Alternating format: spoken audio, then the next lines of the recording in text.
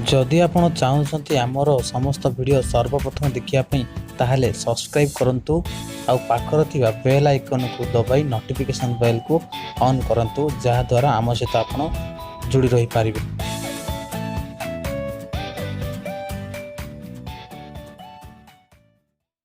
साधारणतः अनेक लोक दिन को प्राय 8 ରୁ 9 घंटा एयर कंडीशन रे बिताई थांती। एयर कंडीशन बा एसी तापमात्रा को नियंत्रण करिथाए जहा शरीर उपरे कुप्रभाव पकई थाए। ताहले आसंतु जानिबा एयर कंडीशन बहुत समय व्यवहार करने द्वारा आपणकर कौन कौन क्षति होता है। प्रथमतः होची बहुत थका लगिबा बा थकापण बहुत देखा देबा। एसी रे तापमात्रा कम रहे एपरि स्थले शरीर निजर तापमात्रा ठीक रखिबा पई अधिक परिश्रम करिया पड़ी थाए जहा द्वारा शरीर थकापण होता है। जेतेबेले आम शरीर तापमात्रा कमी जाए सेतेबेले आमको बहुत निद आसे बा थकापण बहुत आसे। यह द्वारा आमे गभीर निद्रा रे सोई जाई थाउ। द्वितीयटी होची मुंड बिंधा। लगातार एसी रे बसिबा द्वारा शरीर रक्त संचालन उपरे यार प्रभाव पड़ी थाए। यह मांसपेशी को टाणी थाए एवं मुंड बिंधा परी समस्या देखा देई थाए।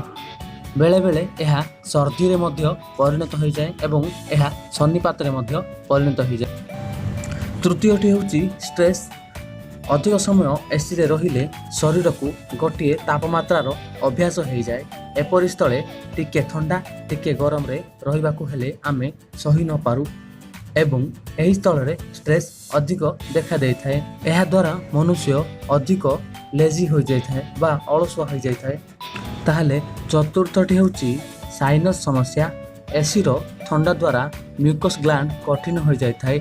जो व्यक्ति 4 घंटा रु अधिक एसी रे बसंती तांको साइनस हेबार आशंका बहुल परिमाण रे रही थाए। ताहले पंचमटी होची आस्थमा रोग। दीर्घ समय पर्यंत एसी रे रहिले आस्थमा बा श्वास रोग हेबार आशंका बढ़ जाय थाए। जदि आपनको ठंडा सर्दी एवं धूली रो एलर्जी थाए ताहले एसी रे अधिक समय रहिले एही समस्या बढ़िबार लागि थाए। तबे षष्ठटी होची ड्राई स्किन बा सुखिला त्वचा। एसी रो ठंडा पवन त्वचा को सुखिला कर देई थाए जा द्वारा त्वचा कुंडिया बा खुजली रो आरंभ होई थाए। एहा द्वारा त्वचा दिन को दिन खराब हेबारे लागि थाए एवं त्वचा रे फटापण देखिया को मिली थाए। सप्तमटी होची एलर्जी। एसी रो फिल्टर दीर्घ दिन धरी सफा होई नथिले सेथिरु बाहरुथिबा सरधूली बैक्टेरिया कारणरू ठंडा एवं वायरल इन्फेक्शन एवं एलर्जी होता है। ताहले अष्टमटी होची आखि समस्या। एसी रो ठंडा पवन आखि को अधिक सुखिला कर देई थाए फल रे आखि कुंडाई हेबा पानी बाहरिबा एवं लाल पड़ जिबा परी समस्या देखा देई थाए एवं आखि रे विभिन्न समस्या मान देखा देई थाए। अष्टमटी होची गंठीगत समस्या। एसी रु बाहर थिबा पवन आंठु गंठी उपरे मध्य खूब प्रभाव पकाई थाए। बेक हाथ और आंठु रे कष्ट अनुभूत होता है। यह आंठु गंठी समस्यार कारण मध्य होता है। यह द्वारा बसिबा उठिबा बहुत कष्टकर हो जाए। तो दशमटी होची रक्त संचालन। एसी रो ठंडा हवा कारण रक्त संचालन मध्य अधिक असुविधा होता है कहीं ना आमर शरीर तापमात्रा अनुଯାयी रक्त संचालन होता है।